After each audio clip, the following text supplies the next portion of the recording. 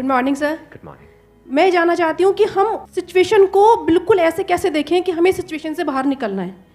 कि मान लो हमारे पास बार बार कोई प्रॉब्लम आ रही है, हम उसे फेस कर रहे हैं, फिर जो आसपास के हमारे सराउंडिंग्स के लोग हैं वो भी टाउंटिंग कर रहे हैं हम पर, नहीं तुमने पहले भी ऐसे किया था, अब फिर तुम फेल हो जाओगे इसमें, तो वहाँ जा करके हम स्टक हो जाते हैं और फिर हमारा कॉन्फिडेंस लूज हो जाता है। हम एग्जैक्टली कहाँ स्टक हो जाते हैं, जिसको आप जो वर्ड यूज कर रहे हो स्टक हो जाते हैं, मतलब आप कह रहे हो कि हम अपनी थिंकिंग में स्टक हो जाते हैं। थिंकिंग में स्टक हो जाते हैं, राइट? कि हम ओवर थिंकिंग में चले जाते हैं। ओवर थिंकिंग कि हम बैठे बैठे बस सोचते रहते हैं कि ऐसा क्यों हुआ, क्या हुआ, ऐसा नहीं होना चाहिए, कि हमारे में कुछ ऐसा हो गया तो क्या होगा, वैसा हो गया तो क्या होगा, मैं दोबारा भी ट्राई किया नहीं हुआ तो क्या होगा। हम जानते हैं कि पहले भी ऐसा हुआ था, फिर हमने उसे ओवरकम कर लिया, लेकिन बार बार वही चीज आते आते फिर वही ब्रेन का जो कंफर्ट जोन है हम फिर वहीं स्टक होने लगते हैं। और जिस कंफर्ट जोन की आप बात कर रहे हो वो एक्चुअल में ओवर थिंकिंग वाला जोन है। ओवर थिंकिंग वाला जोन है, मतलब बैठे बैठे बस सोचते रहते हैं जैसी हमारी कंडीशनिंग हुई कर है, कुछ नहीं पाते हैं। करते भी हैं तो थोड़ा सा करना शुरू करते हैं, उसके बाद वापस से वो थॉट्स हमारे ऊपर हावी हो जाते हैं। राइट? यही आप कह रहे हैं। राइट सर, प्रॉब्लम जो है इतनी ज़्यादा, क्योंकि एक्चुअली क्या लाइफ में अगर कुछ अच्छा होता है तो शायद हम प्रॉब्लम से इजीली निकल जाते हैं, बट बैक टू बैक जब आपको फेलियर्स ही मिल रहे हैं उस टाइम पे भी आपको फिर दिखना ही बंद हो जाता है कि हाँ निकलने का भी कोई रास्ता है। प्रॉब्लम सबसे बड़ी पता है क्या है? कि सबको यही लगता है कि हमारी प्रॉब्लम सबसे बड़ी है। अगर यहां पर मैं एक एक करके सबको बोलूं कि आप बताओ कि आपकी लाइफ में क्या क्या प्रॉब्लम्स आई या अभी क्या प्रॉब्लम्स चल रही है, तो आई एम श्योर कोई सोच भी नहीं सकता कि अच्छा ऐसी ऐसी प्रॉब्लम्स भी कोई फेस कर सकता है क्या। तो इन प्रॉब्लम्स के बावजूद भी कुछ लोग आगे बढ़ पाते हैं, कुछ नहीं बढ़ पाते हैं। That is the big question कि एग्जैक्टली हम स्टक कहां पर होते हैं। क्या हम एक्चुअल में लाइफ में प्रॉब्लम्स में फंसते हैं या उन प्रॉब्लम्स को लेकर के जो हमारी थिंकिंग है वहां फंसते हैं? सबसे पहले ये चीज हमको क्लियर होना चाहिए। तो जो हम कह रहे हैं फंस गए हैं, हम एक्चुअल में प्रॉब्लम्स में नहीं फंसे हैं, क्योंकि प्रॉब्लम्स तो सबकी लाइफ में है। हम एक्चुअल में थिंकिंग में फंस जाते हैं। ये पॉइंट सुनने में छोटा लग रहा होगा, but it is a very big point two understand in life, जो 99% लोगों को नहीं समझ में आता है। हम क्या समझते हैं कि हम प्रॉब्लम्स में फंस गए हैं, क्योंकि the moment you say that, तो जब तक प्रॉब्लम्स रहेगी तब तक आप फंसे रहोगे। और प्रॉब्लम्स कब तक रहेंगी? लाइफ टाइम, जब तक लाइफ रहेगी। Right.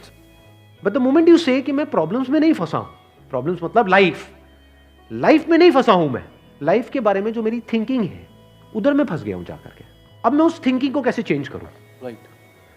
If you say that, तो वो आपके हाथ में पूरा कंट्रोल है। But if you ask me this question कि मेरी लाइफ की जो प्रॉब्लम्स हैं वो कैसे सॉल्व हो, तो उसका कोई जवाब नहीं है, क्योंकि वो कभी नहीं होगा। आज आपकी एक प्रॉब्लम है, वो सॉल्व हो भी जाएगी, कल कोई और प्रॉब्लम आ जाएगी, परसों कोई और आ जाएगी, फिर कोई और आ जाएगी, फिर कोई और आ जाएगी। Right sir. तो कैसे हम अपनी थिंकिंग को चेंज करें? सिंपल। थिंकिंग चेंज हो गई तो सब चेंज हो जाएगा। सब चेंज हो जाएगा, क्योंकि प्रॉब्लम्स को देखने का नजरिया बदल गया तो प्रॉब्लम बदल गई। एक बंदा जिसकी थिंकिंग नहीं फंसी हुई है, उसको आप चारों तरफ से फंसा दो, वो निकल जाएगा। लेकिन जिसकी थिंकिंग फंसी हुई है, उसको आप जा करके दुनिया जहान के सारे रिसोर्सेज दे दो, पूरा का पूरा खजाना भी दे दो, तब भी वो नहीं निकल पाएगा, तब भी रोएगा बैठ करके कि क्या मेरे को चारों तरफ खजाने से कैद कर दिया। अरे भाई, खजाना है, कैद नहीं है। देखा ना ऐसे लोगों को जिनके पास में सब कुछ है लेकिन रोते रहते हैं। तो सब कुछ मिलना इज नॉट अ सॉल्यूशन। जिनकी लाइफ में कोई प्रॉब्लम नहीं है वो भी रो रहे हैं। सो अब आता है कि इसका सॉल्यूशन क्या है, कि we are stuck in our thought process, how to get out of it. तो सबसे पहली चीज ये समझनी है, ज्यादा सोचने से कुछ नहीं होता है, सही सोचने से होता है। अभी सही सोचना क्या है? What is right thinking, not positively सोचना। इसको भी ध्यान से समझ लेना। पॉजिटिव सोचना क्या सही सोचना होता है? फॉर एग्जाम्पल, आगे आप जा रहे हो, किसी जंगल में हो और आगे दलदल है, और आप पॉजिटिव सोच रहे हो, मेरे साथ में कभी कुछ गलत हो ही नहीं सकता, मैंने ताबीज पहना हुआ है, ये मुझे बचाएगा। बहुत लोग हैं बहुत पॉजिटिव है लाइफ को लेकर के, बट क्या उनकी सोच सही है? अभी सही सोचना क्या है? सर मेरे हिसाब से मतलब इंटेलिजेंसी से सोचना, कि मतलब कुछ ऐसा सोचे कि आगे जाके हमें कोई हानि ना हो, कि एक इंटेलिजेंट माइंड से सोचे। अभी इंटेलिजेंट क्या है और फूलिश क्या है? एक है फूलिश तरीका सोचने का, बेवकूफों की तरह सोचना, एक है इंटेलिजेंस के साथ में सोचना। What is intelligence? जिसको हम इंटेलिजेंस कहते हैं, वो इंटेलिजेंस क्या है? साइंस को इंटेलिजेंस कह सकते हैं? नहीं कह सकते। नहीं कह सकते। तो किसको कहोगे? सुपरस्टिशंस को इंटेलिजेंस कहोगे?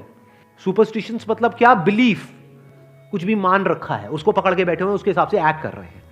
उसको इंटेलिजेंस कहोगे या साइंस जिस तरीके से आगे बढ़ रही है उसको इंटेलिजेंस कहोगे?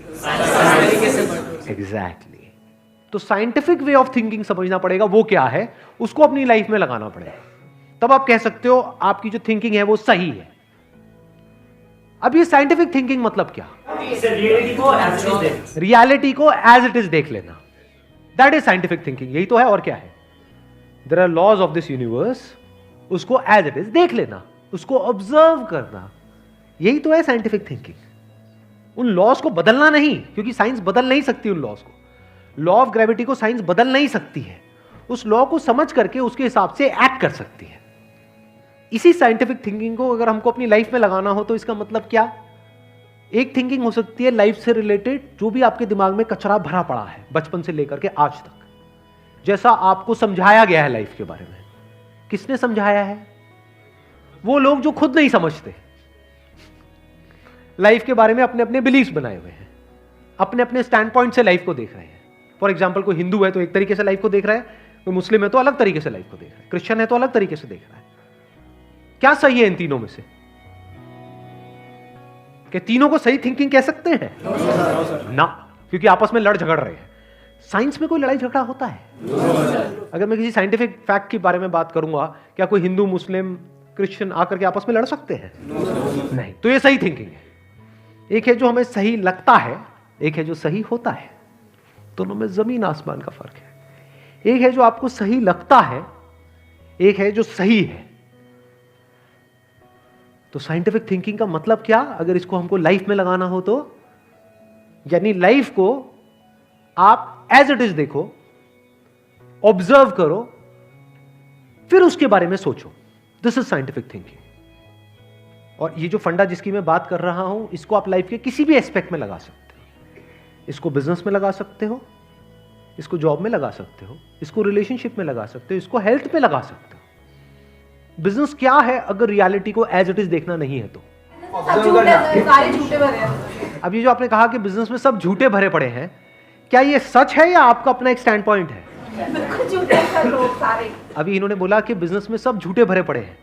अभी ऐसे ही यहाँ पे मैं अलग अलग लोगों से अलग अलग बातें पूछूंगा ना, तो सब बड़े कॉन्फिडेंस से बोलेंगे, as if they know it for sure. जैसे मैं पूछूंगा, हाँ भाई यहाँ पे किसी मेल का किसी का ब्रेकअप हुआ होगा, तो सारी लड़कियां ऐसी होती है, सब धोखेबाज है। ऐसे ही कोई लड़की से पूछूंगा, वो आकर के बोल देगी, सर ये तो मर्द जात तो है ही ऐसी, इसका कुछ हो ही नहीं सकता। क्या ये सच है? या आपका अपना एक स्टैंड पॉइंट है, अपना आपका एक बिलीफ है? तो ध्यान से समझ लेना, इसका जो सबसे पहला स्टेप है वो है अंदर जो भी कुछ पड़ा हुआ है आपके, जो भी आपने मान रखा है उसको छोड़ दिया। अब आप हल्के फुल्के हो गए, अब एज इट इज देखा लाइफ को, लाइफ को ऑब्जर्व किया as life, not my life. For example, anger, क्या एंगर आपका है? बट आप एंगर का सोल्यूशन कैसे निकालते हो? मुझे गुस्सा आता है, मुझे गुस्सा नहीं करना है। कभी भी आप एंगर का ऐसे सोल्यूशन निकाल ही नहीं सकते। सिर्फ आपको आता है गुस्सा या सबको आता है? सबको आता है। तो क्या एंगर सिर्फ आपकी प्रॉब्लम है या एंगर एक लाइफ की प्रॉब्लम है? Fear, if you can look at fear, not your fear और माई फियर, फियर, डर है ना, वो डर क्या है? Can you look at it? इसको बोलते हैं साइंटिफिकली चीजों को देखना। रिलेशनशिप, नॉट माई रिलेशनशिप और योर रिलेशनशिप, रिलेशनशिप। तो इस तरह से जब हम चीजों को देखते हैं ना, not from a subjective point of view but from an objective point of view, जैसे एक साइंटिस्ट देखता है, जैसे एक साइंटिस्ट ऑब्जर्व करता है, वहां पे ना खुश हुआ जाता है, ना परेशान हुआ जाता है, ना पॉजिटिव हुआ जाता है, ना नेगेटिव हुआ जाता है। This positive and negative is your stand point, is a subjective point of view. In objective reality उसमें खुश क्या होना है और दुखी क्या होना है, वहां पर सब कुछ क्लियरली नजर आ रहा होता है। वहां पे कभी भी हमारी थॉट प्रोसेस स्टक नहीं होती है, हम फंस ही नहीं सकते। बिलीफ्स में आप गारंटेड फंसोगे, शॉर्ट टर्म में वो अच्छे लग रहे होते हैं क्योंकि वहां पे कंफर्ट मिलता है। जो भी हमने मान रखा है, अगर उसको पकड़ करके हम बैठे रहें और उसमें गोल गोल घूमते रहें तो बड़ा कंफर्ट मिलता है, लेकिन आगे जाकर के वो हमको फंसा देता है, एंटैंगल्ड कर देता है।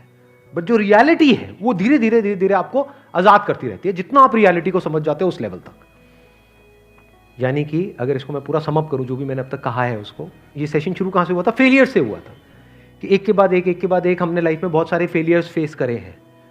तो अब अपने फेलियर्स को ऑब्जर्व मत करो, अपने को बीच में से हटा दो, ऑब्जर्व करो ये जो फेलियर्स हैं ये क्या है। तो you will start seeing the nature of those failures, you will start seeing the causes of those failures. For example मेरी लाइफ है, अगर मेरे को उसको ऑब्जर्व करना है, 2 तरीके हो सकते हैं। एक ये, अब मैं अपनी लाइफ में थोड़ा सजा रहा हूं जिससे कि आप उसको रिलेट कर सको। मैंने पास में कुछ गलतियां करी, बहुत बड़ी बड़ी गलतियां करी, मेजर लॉसेस हुए, तो एक एंगल तो ये हो सकता है मैं ऐसा कैसे कर सकता हूं। दूसरा ये है कि मैं ऑब्जर्व करूं कि एग्जैक्टली वो गलती क्या थी और उसका कॉज क्या था। तो वो दिख जाता है, अच्छा उस टाइम पे वो ग्रीड बहुत ज्यादा हावी हुई पड़ी थी। अच्छा ग्रीड क्यों हावी हुई पड़ी थी, इतना लालच क्यों आया हुआ था कि हाँ ये करना है ये करना है ये करना है, ये क्यों आया हुआ था? और ये बचपन से ऐसी कंडीशनिंग हुई पड़ी थी, बचपन से घर में यही सारी बातें सुनी थी, तो इसलिए I was acting out of that information जो मेरे अंदर फीडेड थी, and that was not correct information. वो सारी इंफॉर्मेशन गलत थी, जिसकी वजह से मैंने जल्दी से एक्ट किया, बिना सोचे समझे, बिना सही थिंकिंग के एक्ट कर दिया, उस वजह से जाकर के फंस गया। तो मुझे उस बंदे ने नहीं फंसाया, मैं खुद फंसा अपने लालच की वजह से। तो अब ये क्लियर हो रहा है हम कैसे देखते हैं। तो वंस वी सी दैट, तो अब मैं उससे पूरी तरह से फ्री हो गया, because I understood something which is very basic in life, जिसकी वजह से पूरी की पूरी लाइफ एक अलग ट्रैक पे निकल गई। क्या समझ आया? कि कभी भी ग्रीड से एक्ट नहीं करना है। अब इसको हम समझते हैं, कैसे समझते हैं? मॉरल साइंस की बुक से। वो सब बकवास है, ये लालच नहीं होना चाहिए, सबके अंदर लालच भरा पड़ा है, बट लालच हमको कैसे फंसाता है, इसको ऑब्जर्व किया अपनी गलतियों के बेस पर, और फिर समझ आया अच्छा ये होता है। लालच से ग्रोथ नहीं होती है। लालच से आप पैसा कमा सकते हो, बट उसको आप ग्रोथ नहीं कह सकते, क्योंकि आप डिग्रेड हो रहे हो, तो आप एक्चुअल में ग्रो नहीं कर रहे हो। एक्चुअल ग्रोथ में उसको कह सकता हूं जो होलिस्टिक ग्रोथ हो, उसको ग्रोथ बोल सकते हैं। आपने पैसा तो कमा लिया, लेकिन डर में जी रहे हो कि मैंने इतने घपले कर दिए हैं, अगर किसी ने पकड़ा गया तो पता नहीं क्या हो जाएगा, क्या फायदा ऐसी लाइफ का? उसको आप ग्रोथ कहोगे? Can you call it growth? ना। तो लालच से ग्रोथ नहीं होती। तो ये चीजें समझना बारीकी से, स्टेप बाय स्टेप, तो आप गलतियों का पूरा नेचर समझ सकते हो। The nature of mistakes, the kinds of mistakes, the types of mistakes, और उनके कॉजेस क्या होते हैं।